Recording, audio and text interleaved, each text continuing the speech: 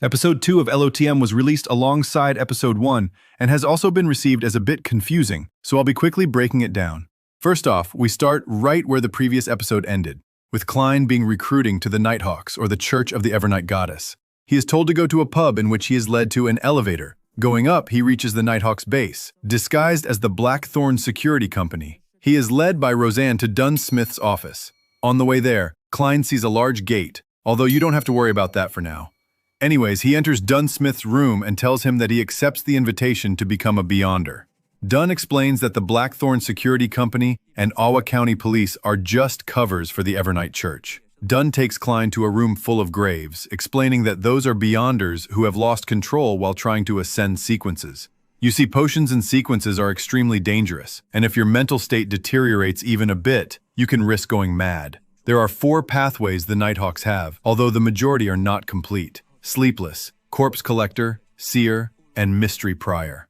Pathways are usually referred to by their Sequence 9 name. When talking with Old Neil, Klein discovers that Emperor Roselle, a senior transmigrator, was also Chinese, and even had diaries that he wrote in. Although the rest of the LOTM world can't understand the language, Klein can. This will be a recurring event in the series, with one of Klein's main goals being searching for diary pages.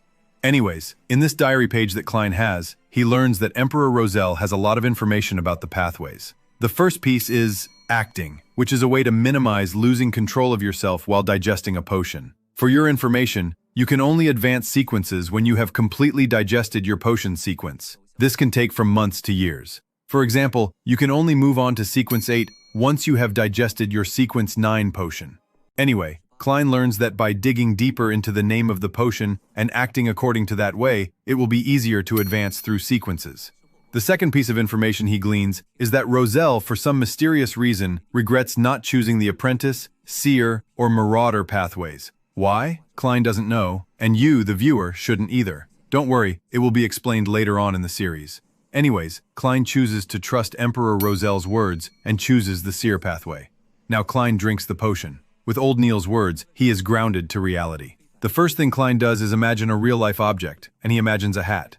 Then, Old Neil tells him to imagine an object that does not exist in this world, which is a hard task. Klein imagines a ballistic missile among other modern things, but it doesn't work.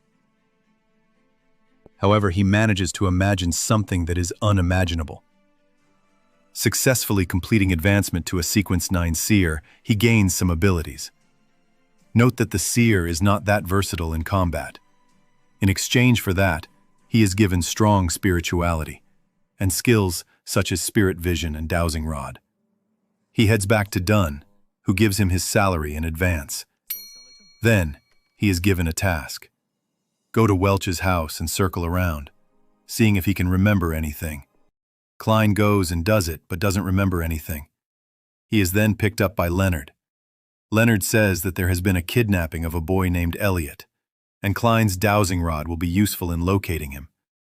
Klein asks why they are going after a kidnapping, and Leonard explains that, although they are Beyonders, they also sometimes accept clients from the Blackthorn Security Company itself. Anyways, using Klein's Seer abilities, they find the house of the kidnapping. Entering, they find the kidnappers, and Leonard takes care of them. For reference, Leonard is a Sequence 8 Midnight Poet of the Sleepless Pathway. Klein rescues the kid. However, something is abnormal about this kidnapping because the 2 kidnappers suddenly lose control and turn into monsters. Fun fact, this did not happen in the original novel, so I myself was surprised while seeing this. Anyway, Leonard and Klein manage to take care of the crazy monster, with Leonard dragging the monster into a deep sleep and reciting a poem, similar to the name of Midnight Poet. And Leonard wonders how those 2 people from the Hound pub managed to get their hands on potion formulas. This goes to show that, without being in a proper organization like the Evernight Church, it is very easy to lose control since you have little information. Anyway, Klein returns home, when he suddenly has a vision. He realizes that, right across the room of the kidnapping, there could be the Antigonus notebook. Klein realizes the original Klein had been here before. Coming to this realization, he snaps awake.